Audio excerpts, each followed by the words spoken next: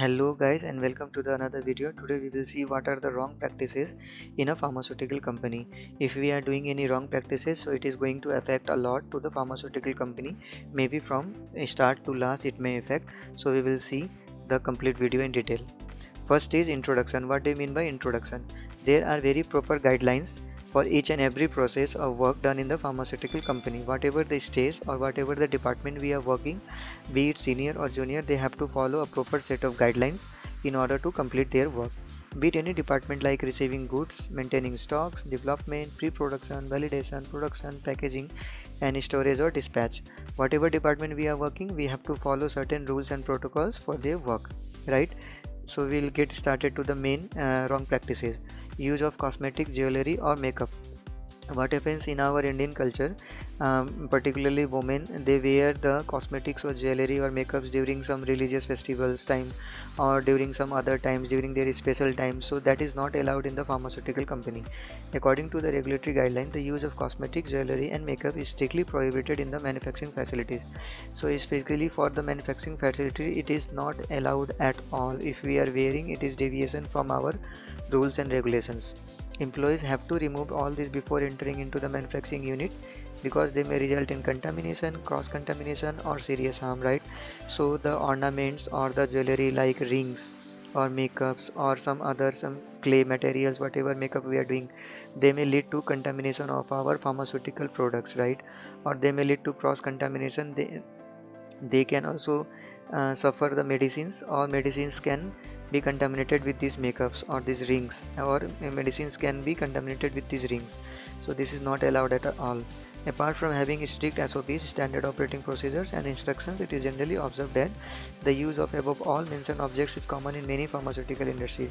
So any pharmaceutical industry, if they are using, so this is deviations from their rules and regulations. Use of cell phone. Nowadays in this new era, the use of cell phone has increased, but if we're talking about pharmaceutical companies, it is not allowed, for especially for the production unit or the manufacturing unit. Cell phones are a good source of communication, but at the same time it is a big cause of accidents in the pharmaceutical company, right? So you can cause distraction from your work when you are using mobile and when you are doing the work at the same time.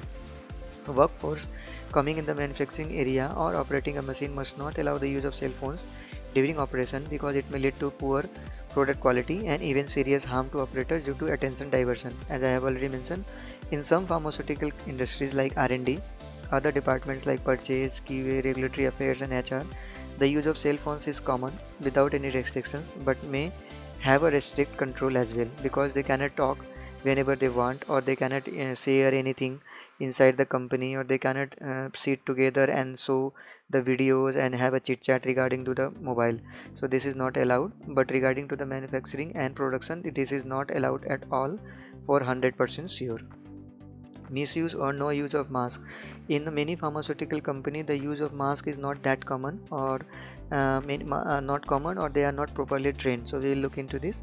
Mask and gloves are recommended during manufacturing operation for the safety and operators and products. Here we have observed that two types of violation regarding the use of masks, which are given below. Case 1. In some pharmaceutical industry, the culture of using masks and gloves in manufacturing is not common due to financial issues and lack of training. These are the main causes, right? Many pharmaceutical companies do not have much financial fund to give properly trainings or give proper PPEs like mentioned here. So they will just adjust whatever they have present, means one or two gloves in a whole day. So that is very serious issue. Many individuals involved in various activities are not aware of wearing mask and gloves, how to wear these, how to wear this apron, full apron or these gloves. So this is a serious issue. And case 2, in many pharmaceutical companies, the workforce properly wear masks and gloves during manufacturing activities, but they don't remove before leaving the area, right? They wear these aprons and gloves and the goggles to other area, like to canteen or to QA area or to some other, to washrooms. So this may lead to cross contamination to, and also contamination to some other people. So this is a serious issue. So this is very wrong practice. This should not be practiced or continued at all. Fourth is data integrity. Real-time data entry of all the documents in many pharmaceutical companies are implemented, right? So not implemented, right? So if we are doing, if we are taking weight, or if we are doing any something, then we have to do entry at that time only. We cannot do back entry, or we cannot do late entry. This is a not good practice, or this is the deviation of the data integrity. The main reason is shortage of technical staff or lack of awareness, right? So we do not have a technical staff that what to do and how to do, and lack of awareness that it should be done hand to hand. We cannot deviate from the process. Real-time data entry must be ensured to comply with the data integrity guidelines of 21 CFR. 21 CFR Code of Federal Regulations. I have made a detailed video on it. You can go and check. So data integrity cannot be compromised at all. If we are compromising, then it is deviation of 21 CFR, and it may even lead to shutdown of your pharmaceutical companies. So we need to understand this. Fifth is ignorance of dedicated area. So it is generally observed that majority of the individuals working in the pharma don't follow the procedures of clean room maintenance or dedicated area. So what does this mean? If they are working in a certain area, they will carry their properties like apron, goggles, or whatever they are working contaminated. If they will carry to the other room, and then to the other room, and then to the other room, like you see here. They will not properly change over, or they will not properly leave those materials at that area. So and some of the deviations are: doors remain open during manufacturing operations. We will leave the door open, we will not close. So it may allow the contamination from outside to inside, or from inside to outside. Discussion with others while keeping the door open. We will keep the door open and we'll keep on discussing. Bypassing the interlocking system. We will not lock the system, and we will just bypass, saying that nothing will happen. So this is very wrong practice. Use of material entrance for personal movement. If we are personally moving from one place to another, then we will use the material entrance gate, which is a already contaminated area. So this is not allowed. This is also one of the wrong practices followed. And the last part is conclusion. So consequences of wrong practice in pharmaceutical company.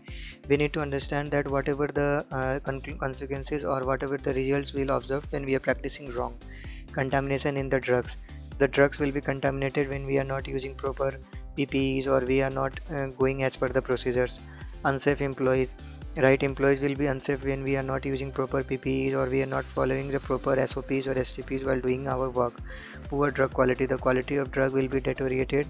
Compromise with public health. If we are contaminating the drug, and if we are dispatching those drugs with very less purity into the market, then definitely we are compromising with the public health.